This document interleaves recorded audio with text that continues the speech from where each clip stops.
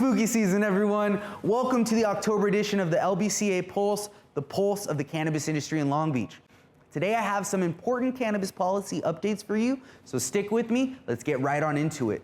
On October 12th, the Long Beach City Council will vote on recommendations by city staff for social equity retail licenses. I would like to address our elected officials and voice the concerns of the cannabis industry. Dear Mayor and City Council members, first off, we want to say thank you for your willingness to refine the Long Beach Cannabis Social Equity Program to assist community members most affected by the war on drugs. We are appreciative of your openness to participate in collaborative work with the community and the industry.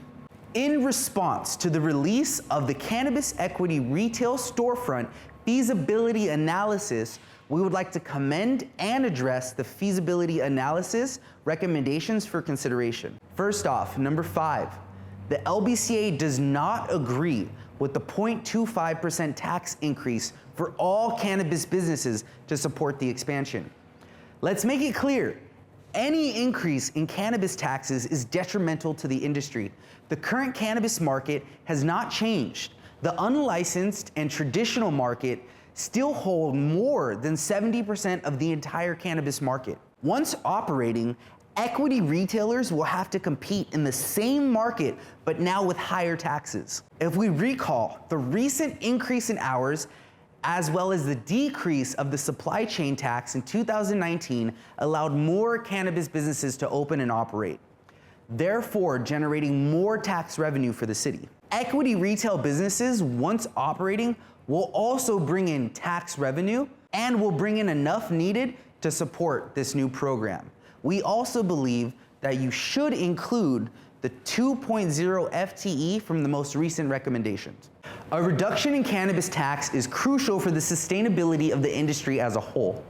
To increase retail sales, and because medicine is not taxed, medical cannabis needs to be reduced to 0% tax, and adult use needs to be reduced to 6% tax. This will make the licensed market more competitive against the unlicensed market, and this will increase retail sales. Adding retail hours has proven to increase retail sales, therefore increasing cannabis sales tax revenue for the city, resulting in a surplus.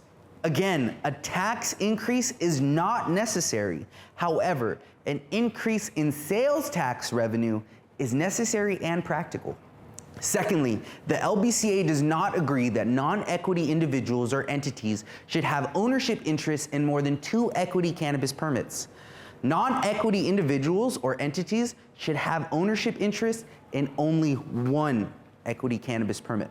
Allowing more than 1 equity cannabis permit adds to gaming in the system and predatory practices. Let's encourage allowing multiple equity candidates to eliminate the need for outside investment and predatory practices. And number 3, the LBCA does not agree that businesses located in the new green zone are ineligible for a medical license and therefore could not serve medical patients.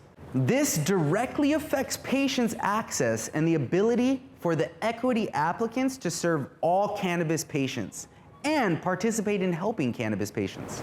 Because the cannabis industry is rapidly changing with decreased stigma and increased education, we must not forget the patients who fought for safe access to make a path for the ability to have the equity operations and the discussions and operations we see today. On the other hand, the LBCA does agree with the following recommendations.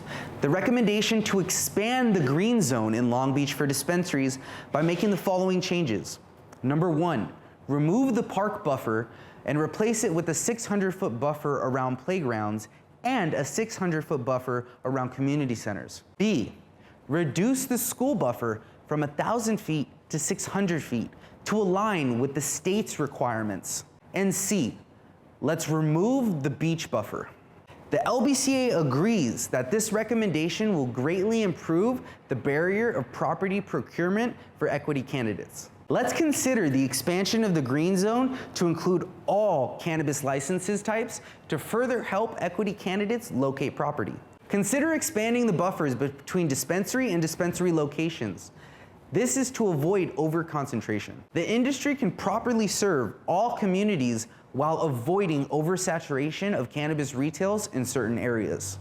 Thank you for making the recommendation to expand the cannabis green zone for equity retail. Number 2, allocating 8 new adult use dispensary licenses to verified equity applicants. This would bring the current total number of allowed dispensaries in the city to 40. The LBCA would like to say thank you for making this recommendation for a data-driven approach to adding retail licenses in the city. Number 3, the LBCA agrees with the hybrid approach for the application process.